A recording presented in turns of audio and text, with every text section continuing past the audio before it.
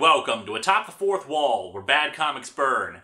Oh me, oh my, oh me, today's gonna be a fun one for me. Why? Because I get to talk about my favorite team of superheroes ever, the Titans, the group that got me to start reading comics to begin with.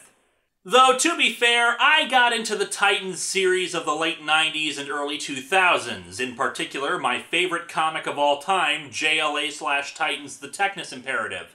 But the thing I always love to say about the Technis Imperative is that it makes you want to read the backstory. You want to see all the stuff that happened before it. You want to get all the references they make, because they sound like such awesome stories. And guess what? They are! The original Teen Titans came about in the 1960s to unite a bunch of sidekick characters at the time, like Robin, Kid Flash, and Aqualad.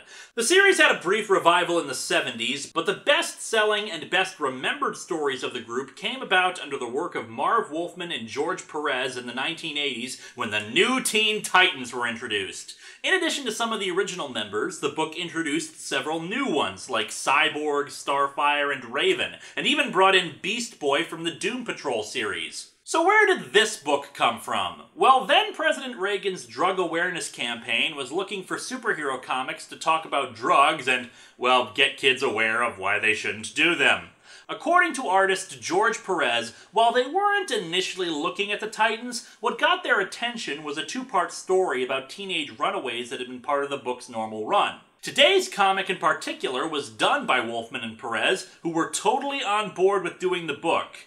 However, they ran into a stumbling block here and there. Perez has said that the released product was pretty watered down from their original draft, that their Runaways story only had to deal with DC editorial, but the drug awareness book had to face several government commissions that said stuff like, "We don't want to blame any kids," or "We don't want parents to feel intimidated," etc., etc. Wolfman himself, wanting to get educated about drugs, spent a lot of time in New York attending meetings with former drug users and with anti-drug organizations. When he spoke with former users and translated some of their stories into the book, he had to cut down the amount of drugs he had heard them use because a lot of the drugs sounded so outlandish that nobody would believe they were real things. I guess this explains our old pal China Cat, which is apparently a real drug name. Seriously, who the hell comes up with names like that? Hey man, you want to get a hit of Slinky? Everyone knows it's Slinky. Anyway, the most glaring problem with the book is the addition of this purple and red fellow with a star on his groin. Okay, get this, people. The leader of the Teen Titans was Robin, then Dick Grayson, age 18, 19, I can't remember. However, Robin is a character in his own right, more tied in with Batman's rights and licensing. Keebler was sponsoring the anti-drug giveaway, and the rights to Robin when it came to cookie companies, seriously, were owned by Nabisco. Robin was already drawn for the full book, so he was literally whited out of every page and replaced with this guy, the Protector, created by artist Dave Manek. The drug giveaway book was apparently a huge success. Don't know how one measures these things, but an interview with Marv Wolfman says kids responded to the book and a second printing followed.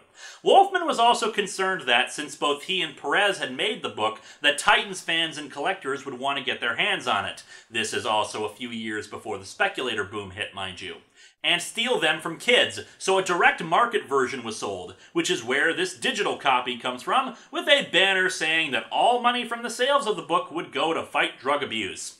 Fortunately for us, though, a fan very kindly donated to me one of the originals that was handed out in classes. Though the only difference is in the cover, and that someone wrote on the back of this copy.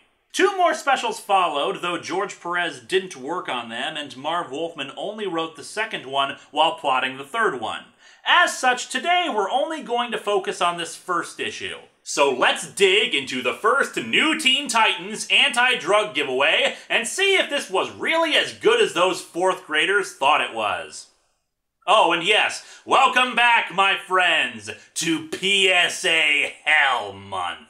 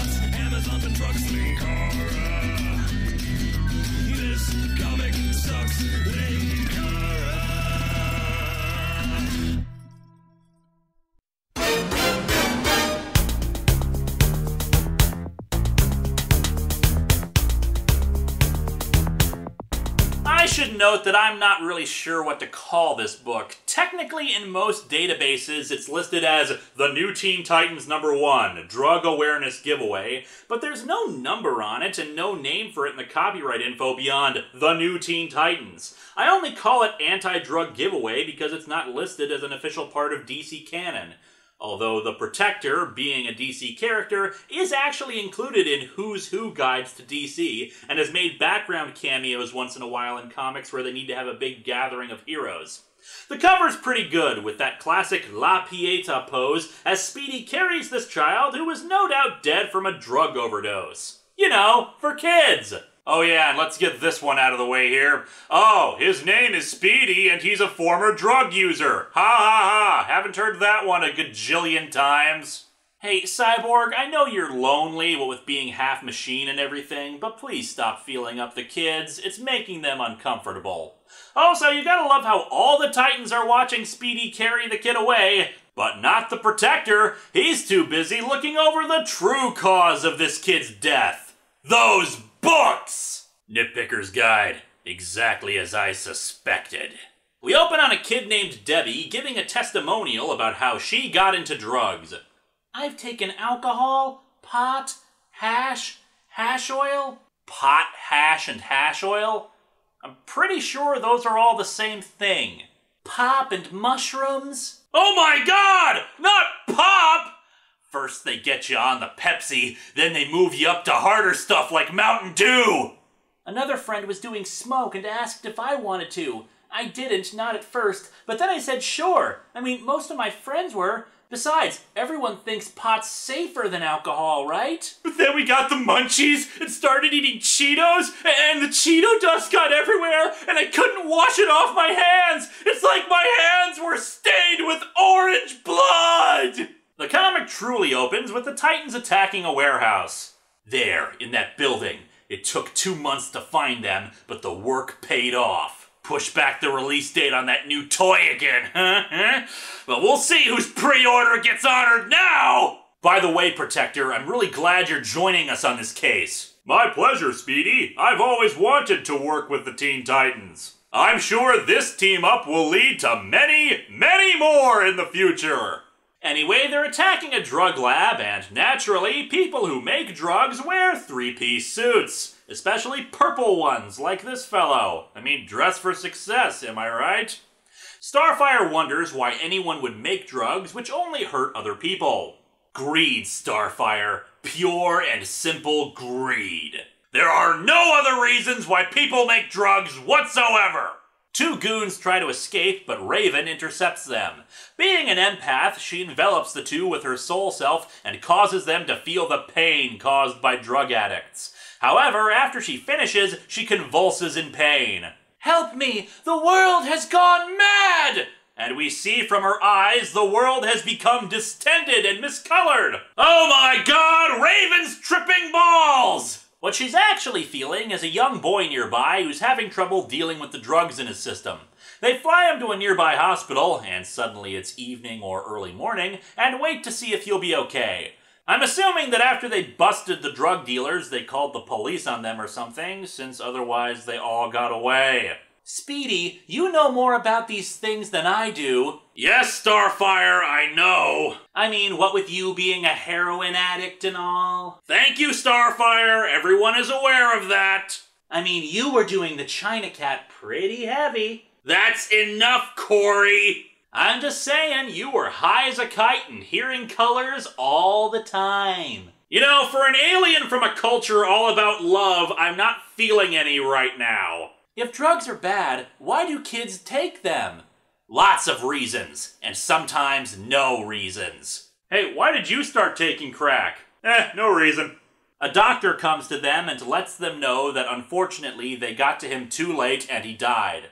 Those drugs killed him? Oh, heck no, we're just a terrible hospital. Starfire immediately flies out into the now night again. The doctor walked off to talk to one of the parents of one of the boy's friends, who is also in the hospital, though fortunately she got to the hospital in time and is in detox. Meanwhile, Starfire, in her rage, arrives back at the drug lab from earlier. Well, they'll never kill another child again! Nobody will ever die because of this place! And she promptly eradicates the building. There, now the police have no crime scene to investigate, no evidence, and I'm guilty of destruction of private property. I'm feeling better already. Actually, she's still sad that someone so young died and that the drug dealers will just set up shop somewhere else. Okay, seriously? Nobody called the cops to pick up the drug dealers? It's not like nobody would believe it. You guys are the Titans. You're a well-known superhero group. You've got an island with a building shaped like a giant T. You're friends with the police chief. Why aren't they the ones who suffer? Why do the children have to suffer? I'm sorry, Starfire. It's just the way it is. Hell is for children.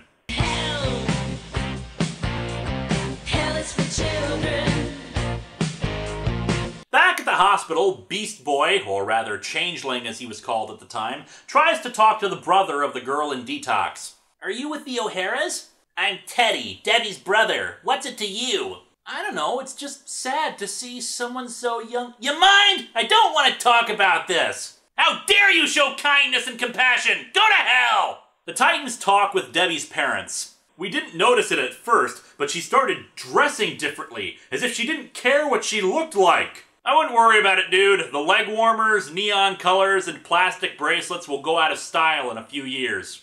And you should hear how she talks to us. Every other word out of her mouth is a curse. I'm telling you, sweetie, that angry video game nerd has a bad influence on her. And hey, get this. Apparently they couldn't decide where the speech balloon was coming from, so they just put one on top and one below. Raven senses something and asks Speedy to come with her, seeing a bunch of other children who are obviously feeling the same drug pains that Debbie is. And time for another testimonial. My brother, Juan, he was the one who started me using drugs. Now look at him. He's dead. Oh, I get it. Juan from Spider-Man How to Beat the Bully was addicted to steroids. That's how he could toss people around one-handed. The kids, who are friends of Debbie's, recognize the Titans and decide to bolt. Please, do not run. Aren't my eyes comforting when they're up close like this? The kids try to escape the hospital, but the Titans intercept them. Speedy asks why they were trying to run. What did you expect? What would you do if you saw the man coming at you? The first thing they do is punch you in the stomach and declare that they're a man. The girl from the testimonial, Anna, says that her brother was the one they found dead. The other kids, however, insist that they don't want any help. On my planet, we care about each other. We never turn our backs on anyone. So go back to your planet, lady. We don't operate like that here. We are all complete and utter assholes on this planet. Your hair looks stupid. Joe's right. Go back where you came from. You nothing but big shot superheroes. You don't know anything about this. Pal, you just made yourself a bad mistake. Here, want to see the pictures of my dead daughter who led me to start taking drugs again? Do you? Answer me, damn it! Oh, but I kid. Leanne hadn't been born yet at this point in the comics. And thanks to the reboot, she never existed at all. Neither did this team, from what I can tell. You know, I think I may hate the reboot. It's Speedy's turn now for his testimonial, talking about all the drugs he used to take back when he was 13. So I'd hang around with my druggy friends, smoking dope. Back then, they said pot had no bad effects. That was before they did further research. Kids are still growing, so things like pot and booze affect them worse than they do adults. Alcohol, yes, but pot? I think the jury's still out on that one. And before anyone asks, I don't know or care about the issue of legalizing marijuana. I just remind you all that research resulted in this film about what marijuana does to you. Just saying. While the three continue to talk to the kids, we cut back to the hospital room where Debbie's parents try to convince her to tell them where she got the drugs. You don't understand. You never have. I don't snitch. Even though taking the drugs has landed me in the hospital where I'm barely clinging to life, I see nothing wrong. However, off-panel, Changeling talked to her brother, and while he doesn't take any drugs, he's been watching it happen all over school and knows where they're coming from. We cut to a few moments later. That was very necessary. The father asks them why the schools or even the heroes can't do anything. Hey, we can stop a couple of manufacturers, but the problem's bigger than that. Drugs have been made to sound acceptable. Alcohol is everywhere. Oh yeah? Well, you try reading Marvel and then not want to drown yourself in booze. The stuff is shown on TV and the movies as sexy, as something glamorous. Kids see it and they want to be adult too. Okay, I've seen this argument before, but can anyone name a single movie or even a single TV show where people are drinking or shooting up and it's portrayed as the most awesome thing in the world? I mean, one that actually shows that it's cool and hip?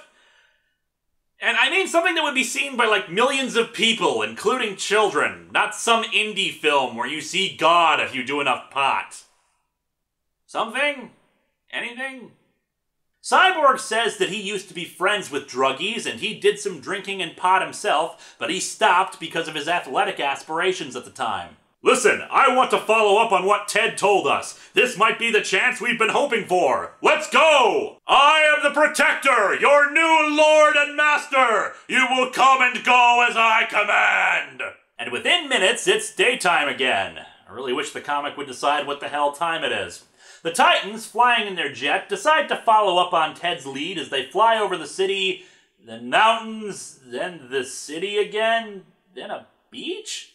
Look down there on the beach. Those kids should be playing, swimming, having fun. Instead, look at them. They're doing nothing. They don't seem to care. Okay, how low to the ground are you guys flying if you can tell that those kids on the beach are drinking and smoking? Hell, how can you tell how old they are?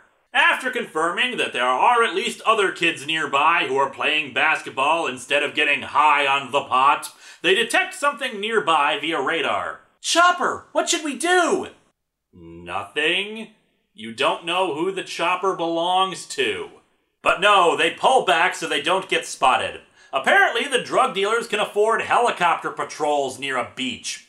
Actually, it turns out that the choppers are bringing in a delivery of drugs for several vans waiting for them. Do we bust them? No, not yet. We want their boss. We land and wait. Jeez, you guys. These dealers are really well organized and well financed. I think they need to call in some backup on this one. Individuals well versed in dealing with this kind of situation. It was Tuesday, March 15th. It was fair in Los Angeles. We were working the day watch out of juvenile narcotics. A powerful new drug capable of producing weird and dangerous hallucinations had found its way onto the streets of the city. It had fallen into the hands of juvenile experimenters. We had to try and stop it. Anyway, the Titans decide to split up, some following the dealers on the ground while the rest follow the choppers.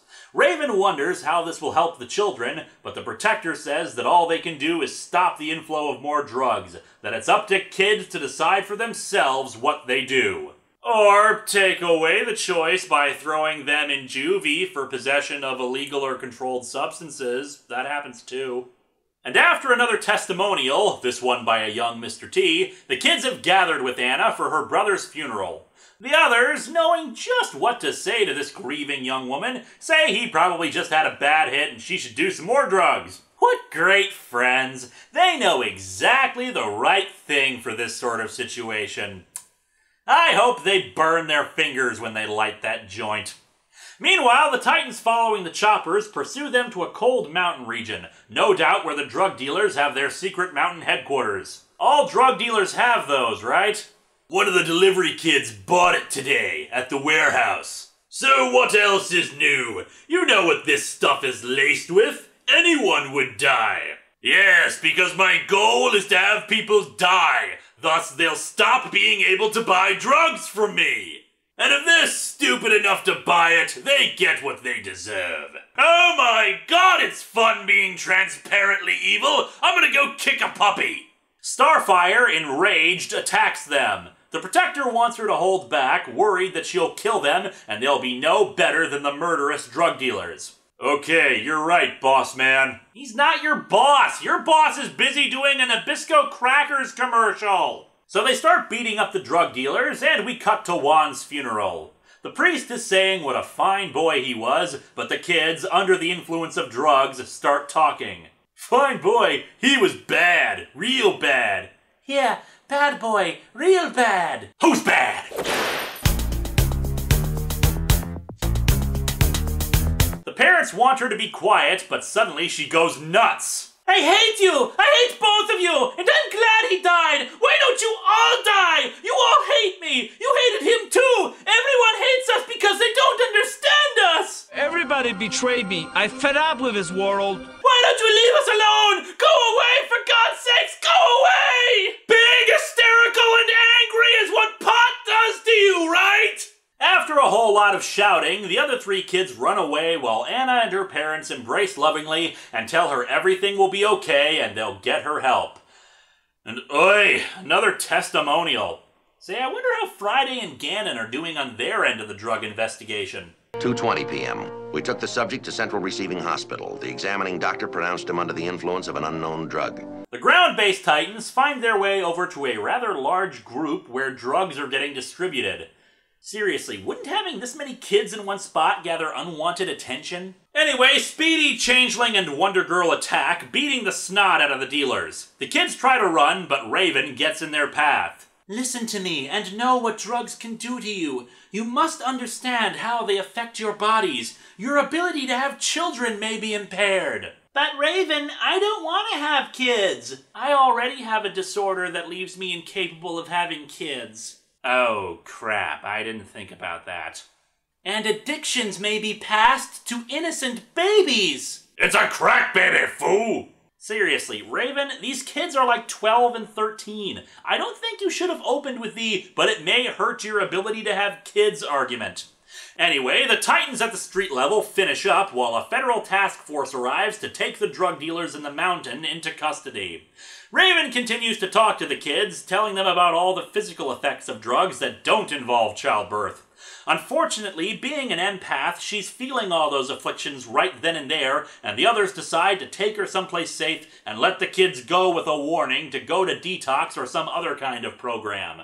Believe me, I know, there can be hope. Unless you get your arm cut off and your daughter killed and her zombie ghost appears to you. Yeah, I'm still bitter. What of it? Back with the asshole kids, they all realize that drugs are ruining their lives and decide to get help. After one more testimonial, we cut to a drug detox center where a bunch of kids and parents are in a group session talking about what happened. The parents thank the Titans for all their help.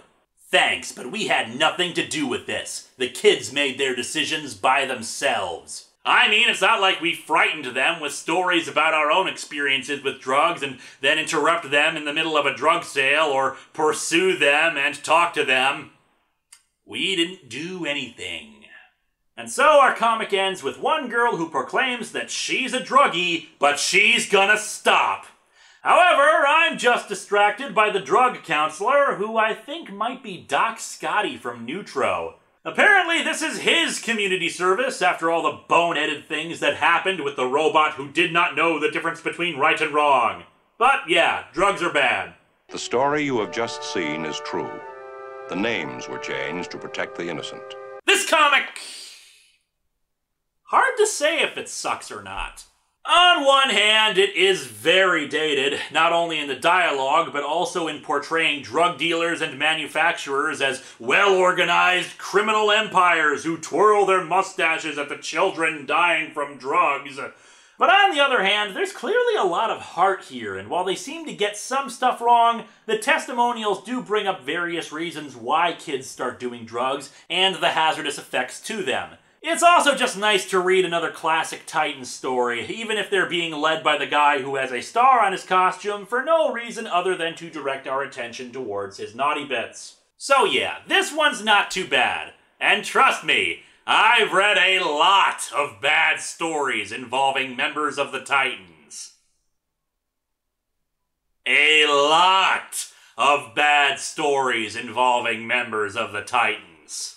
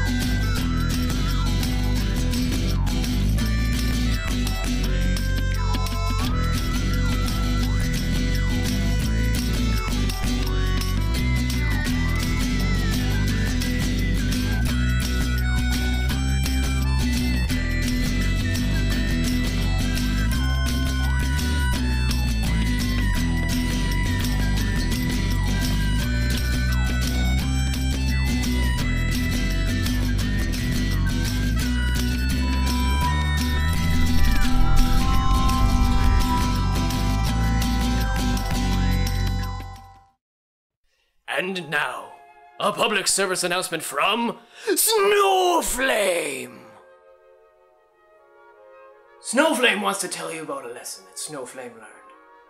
When Snowflame was awake for 3 straight days and forgot where he lived. Snowflame saw a cartoon with 6 ponies in it. One was pink, one was yellow, and one had rainbows all over it. They taught Snowflame the magic of friendship. Snowflame used to go on adventures all the time, alone. But Snowflame now knows that it's more fun and meaningful when you're taking over a small Central American military complex. If you're taking it over with a friend. Hey, you said if Snowflame says it's crap, you get the pink pony to Snowflame. Don't make Snowflame love and tolerate the crap out of you. This has been a public service announcement from Snowflame.